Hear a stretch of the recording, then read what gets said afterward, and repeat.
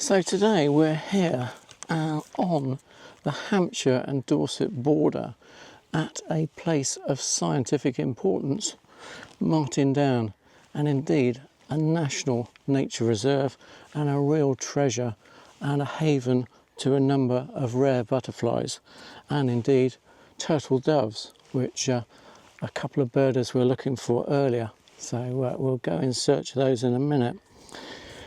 But yeah, we're exploring after last week's pre-capture video where we had perfect sunshine and we were capturing redshanks on posts or within feet of Camilla and I with the A9 III and the 300mm. This, some people were saying in the comments, was really too easy and didn't represent the typical weather we have here in the UK. And yeah, fair point, because it's not all sunshine and roses here in the UK. Anyway, so today I thought we'll explore the downsides of owning the A9 III. Well, a couple of points being the resolution in the normal conditions we get here in the UK, and also the pre-capture, obviously thousands of photos, the other problem we have with this particular camera. But the key thing is resolution. Everybody is interested in how this camera performs in poor light, etc. So today I've gone straight, because we're looking at small birds here at Martin Down mostly. We're going to go for the 2x converter and the 300mm as a walk round lens, and we'll just walk round and we'll see what we can get. Anyway, we'll be going this way, so I'll show you where we're going. So yeah, we're going to carry on down here, just quick flip you round, and yeah, we're just going to wander off into the nature reserve. We're at the East Martin end of the reserve, and we're just going to walk down this lane and see what we can get. I'll see you in a minute. Yeah, as we got out of the van this morning, we noticed it was a bit drizzly, so we went on a little ramble, and I still had on the 1.4 converter. I just wandered down the lane a little bit just to see if there were the usual white throat and little birds in the trees on this track, and sure enough there were. And anyway, long story short, I caught a yellowhammer with a 1.4 teleconverter on this. It's at f4. So yeah, a little bit of yellowhammer footage to start with, because that was really low light. I mean, it is hopefully going to clear up here. But anyway, yeah, yellowhammer with the 1.4, so I was on 400mm, f4, and I was 1/1000th of a second for the perch bird shots. Amazing. So yeah, quick. Thought I'd better mention that one. So yeah, already cheated on Camilla and I. But so we got something to show you, because I haven't got anything to show you at the moment. Trouble with birding at this time of year is the branches are in full leaf, and of course it's not really the time to come out birding. And like all these subjects, you've still got to get close enough really. It's no good photographing them at a great distance. I mean, you can do. I mean, I've got a chaffinch the distance now. You know, it's not a problem. You get a shot, but you get a shot, a little bit of video there for you. But, you know, it's not going to be anything tremendous. You're not going to be able to isolate the subject easily enough. So we'll see. We're trying still to get in really close to the bird, because that's the idea. I mean, it's no good, even with 600mm, it's no good being 300 yards from your subject. You still want to be within, ideally, 20 to 30 foot, less than that if you can. 15 foot would be even better. So, stealthy as we go. Carry on. We'll carry on down here, and I'll see if I can get anything else. When I get something, I'll sort of stop and say what I've got. But anyway, if you just follow on, we'll see what we get. It's a very productive lane, this one. There's lots of little birds, so we should get something. Well, I have to be quiet here. We do often get a few deer over on that gate. Yeah, so this normally is quite a good area for deer because it's a very large field and there's not many spots for them to hide. But no, I can't even see any distant deer on there.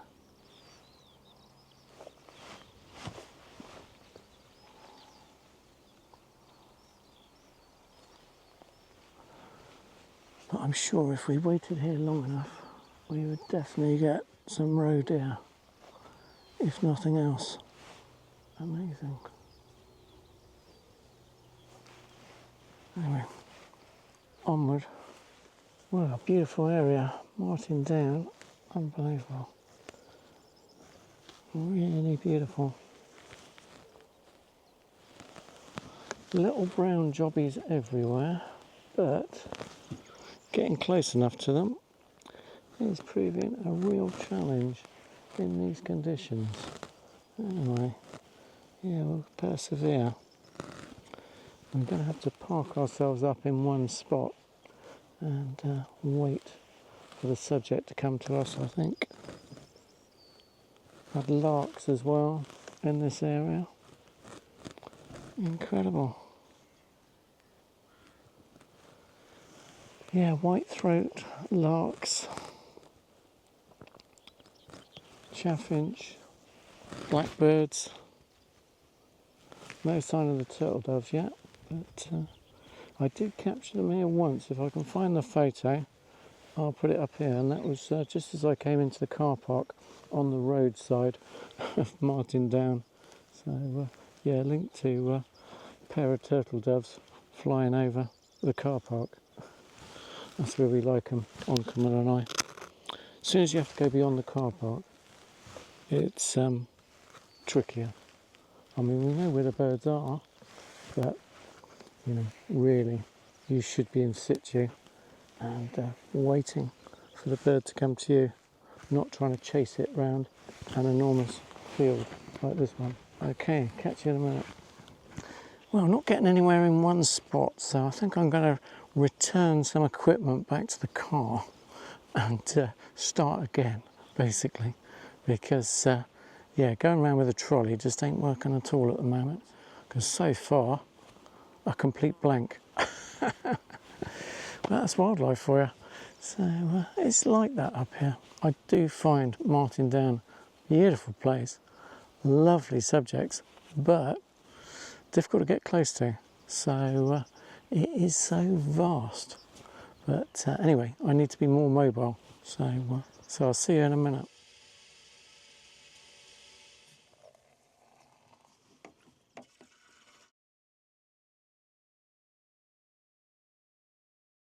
Well, cheers guys, that was a bit better. Ooh. Once I didn't bring you along with the trolley, and I did actually manage to get some subjects for you. So the first subject that posed for us was a stone chat, and good old reliable male stone chat. So I got a little bit of video. I got a still at 1,000th of a second and f5.6. Then I got it in pre-capture as it took off. So yeah, link to that one. And then the next subject I bumped into was a skylark, a couple of skylarks. Anyway, one sort of posed for me, but it was at least 30 foot off, maybe more.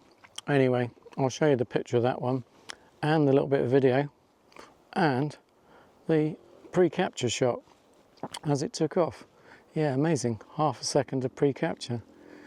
And then the final shot was of a corn bunting, which again, if you're out in the UK, you often find a corn bunting around here. And sure enough, on the path, on the way back, just off the path, there was a corn bunting. So again, photo, video, snap as it took off. And of course, the only thing was, it didn't take off towards camera. So failure on the corn bunting front. I'll try and get another one. I can hear one Oh no, that's a white throat, I think. Ooh, I might get that one. Okay. Anyway, you might see a white throat in a minute if I capture that one as well. Anyway, typical. Yeah, sorry I couldn't take you along. The wildlife just wasn't posing for Camilla and I. It was only posing for I. So anyway, yeah, at least we got something. And anyway, well, the conclusions from today, well, it is a bit of a dull day. And obviously if I was photographing those subjects, I would do it a little bit differently to that, and I would get a lot closer. So anyway, good to see some examples. At least, I think one was in-flight shot, was ISO 2500, one of the in-flight shots. The other one was 2000, I think, flight shot, ISO, at 1/4000th of a second. And the perch birds were 1/1000th of a second, f5.6, both wide open. So I'll put a picture up of the full image, and then I'll do a crop to show what's obtainable from the image. And hopefully that shows what the A9 III is capable of in poor light here in the UK. I must admit I wouldn't come out in much worse light than this. It's supposed to be improving. So anyway, as I say, anything else I'll put it at the end of this video. But anyway, thanks for watching. Have a good one.